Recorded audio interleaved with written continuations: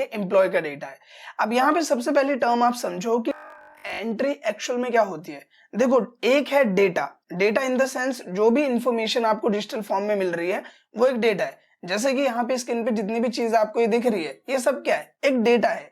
तो आप कहीं पे भी अगर डेटा एंट्री के काम के लिए जा रहे हैं तो वो कंपनी या ऑर्गेनाइजेशन आपको एक डिजिटल फॉर्म में डेटा देती है और उस डेटा को आपको एक्सेल में उसकी एंट्री करनी होती है। इसी वजह से इसे डेटा एंट्री बोलते हैं। मतलब एक डेटा आपको मिला पीडीएफ फॉर्म में, डिजिटल फॉर्म में, और उस डेटा को आपने एक्सेल में एंटर किया। सो आई होप कि आपको ये टर्म क्लियर हो गई होगी कि डेटा एंट्री क्या है। बहुत ही सिंपल चीज है, आपको एक डेटा मिला है और उसकी आपको एंट्री करनी है, इतना टर्म क्लियर। अब यहाँ पे एक चीज आप सबको ध्यान रखनी है, वो ये है कि अगर आप कभी भी डेटा एंट्री जॉब्स के लिए ट्राई कर रहे हो तो वहां पे सिर्फ एक चीज सबसे ज्यादा कंसीडर की जाती है, वो होती है टाइपिंग। क्योंकि नॉर्मली क्या है, आपको डेटा दे दिया गया, अब वो डेटा को आपको एंटर करना है या फिर उसकी एंट्री करनी है। तो कंपनी एक ही चीज आप में देखती है कि आप टाइपिंग कितनी जल्दी कर सकते हो। मतलब जितनी जल्दी आप टाइपिंग करोगे उतनी जल्दी उस डेटा को आप फीड कर पाओगे। तो ये चीज आप ध्यान रखें कि आपकी टाइपिंग स्पीड जरूर होना चाहिए। मिनिमम 25 to 30 ये एवरेज होता है। अगर आप कहीं पे भी टाइपिंग के लिए जा रहे हो, डेटा एंट्री के लिए जा रहे हो, तो मिनिमम रिक्वायरमेंट 25 to 30 होती है। बस ये एक चीज है जो आपके अंदर होनी चाहिए, जो कि है टाइपिंग स्पीड। दूसरा यहाँ पे बात करें, अगर हम बात करते हैं एक्सेल वर्ड की, तो बहुत ही सिंपल सॉफ्टवेयर है।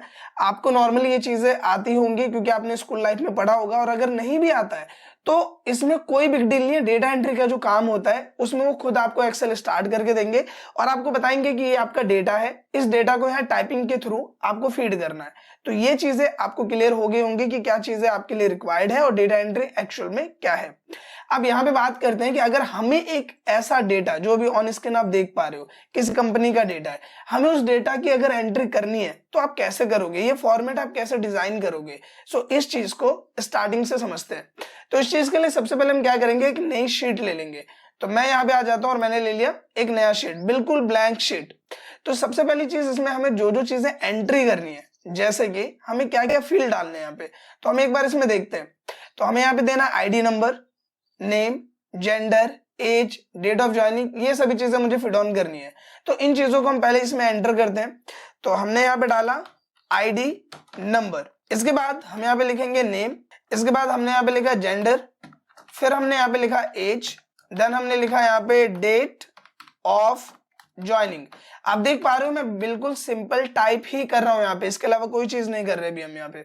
इसके बाद हमने यहाँ पे डाला कि उसकी क्या डेजिग्नेशन है। डेजिग्नेशन का मतलब कि उसका पद क्या है, वो मैनेजर है, असिस्टेंट मैनेजर है, स्टाफ है, सुपरवाइजर है, क्या है। तो हमने वो चीज यहाँ पे लिखी।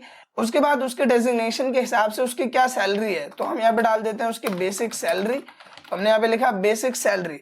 इसके बाद उसका एड्रेस क्या है, और एट लास्ट हम डालेंगे उसका कॉन्टैक्ट नंबर। तो ये सभी जो हमारे मेन फील्ड्स है जिसकी एंट्री हमें करनी है वो हमने यहाँ पे लिखा। अब आप यहाँ पे एक चीज नोटिस करो कि जो मैंने डेट ऑफ ज्वाइनिंग लिखी है ये प्रॉपर तरीके से यहाँ पे नहीं आ रहा। तो इसके लिए आपको क्या करना है, इसका जो कॉलम है इसके ऊपर में आप जाओ और इस तरीके का जब सिंबल आए तो इस पर डबल टैप आप कर दो। जैसे आप डबल टैप करोगे वो बाय डिफॉल्ट सेट हो जाएगा जितने की उससे रिक्वायरमेंट है।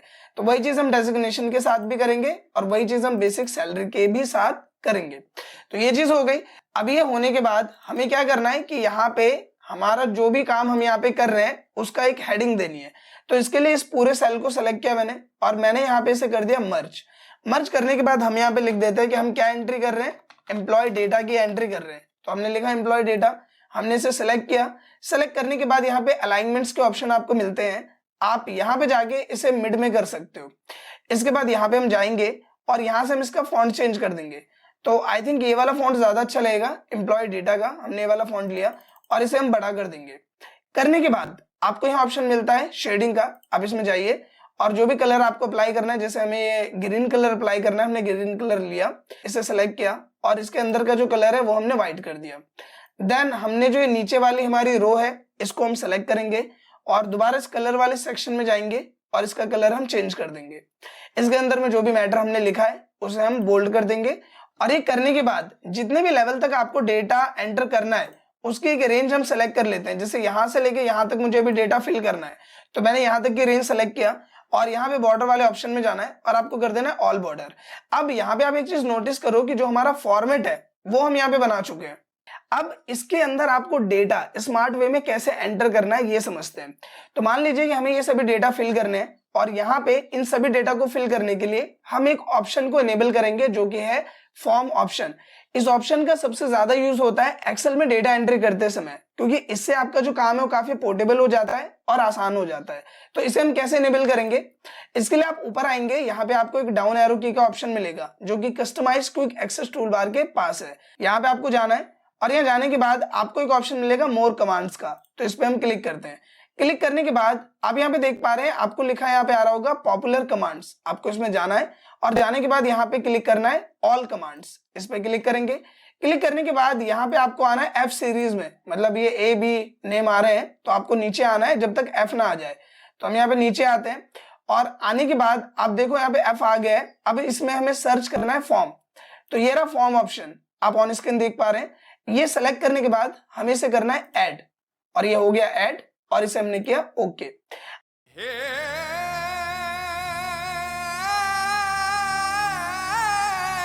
अब यहाँ पे जैसे आप इसे ऐड कर दोगे इस तरीके का ऑप्शन आ जाएगा। अब हमें यहाँ पे डेटा फिल करना है, तो वो हम कैसे करते हैं वो समझते हैं। सबसे पहले आपकी जितनी भी हेडिंग्स है उसको आप सेलेक्ट कर लो। बड़े ही सिंपल तरीके से हमने इस हेडिंग को क्या किया, सेलेक्ट कर लिया। सेलेक्ट करने के बाद आपको इस फॉर्म वाले ऑप्शन पे सेलेक्ट करना है। कुछ इंफॉर्मेशन ये आपको देगा, इसे सिंपल आपको ओके करना है। जैसे आप ओके करोगे आपके पास कुछ इस तरीके से एक डायलॉग बॉक्स आ जाएगा जो कि ऑन स्क्रीन आप देख पा रहे हो। अब इसमें जो जो डेटा हमें फिल करना है आप देख पा रहे हो, ID number, name, gender, age, date of joining, जो जो हमारी हेडिंग्स है वो सभी एक सीरीज में आ गई है। तो हम यहाँ पे डेटा फिल करते हैं। तो आईडी नंबर है 10301, हमने लिखा। फिर नेम की बात आई तो नेम हमने लिख दिया राजेश। जेंडर की बात करें तो हमने यहाँ पे लिखा मेल। एज हम बात करें तो इस भाई साहब की एज है 26। डेट ऑफ ज्वाइनिंग तो 25/05/2021 में इन्होंने ज्वाइन किया है। डेजिग्नेशन क्या है इनकी, तो इनकी डेजिग्नेशन है मैनेजर की। सैलरी 45,000। एड्रेस की बात करें तो हमने यहाँ पे डाल दिया एड्रेस सेक्टर 45 नोएडा। और कॉन्टैक्ट नंबर हमने डाल दिया इनका कुछ भी, ये हमने एक कॉन्टैक्ट नंबर यहाँ पे डाल दिया। अब ये सारा डेटा फिल करने के बाद अब देखो जैसे मैं यहाँ पे न्यू पे क्लिक करूंगा ये सारा डेटा ऑटोमेटिकली अपडेट हो जाएगा। देखो इस तरह से। तो सिंपल मैंने वहां पे कोई डेटा फिल नहीं किया, लेकिन इस फॉर्म में मैं न्यू पे क्लिक कर रहा हूँ, सारा डेटा ऐड हो जा रहा है। तो इसी तरह से जो हमारे बाकी इंप्लॉइज का डेटा है वो भी हम फिल करेंगे। जैसे मैंने यहाँ पे डाला 10302, नेम हमने डाल दिया यहाँ पे मोहन। जेंडर की बात करें तो हमने डाला मेल। एज हमने डाल दी 28। इसकी डेट ऑफ ज्वाइनिंग क्या है तो हमने डाला 28/06/2021।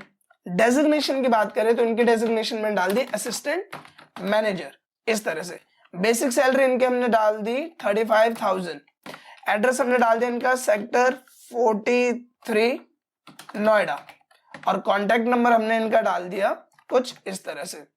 और ये करने के बाद जैसे मैं न्यू पे क्लिक करूंगा इनका डेटा भी अपडेट हो जाएगा। तो इसी तरह से जितने भी इंप्लॉयज का डेटा आपको एड ऑन करना है आप सिंपल तरीके से कर सकते हैं।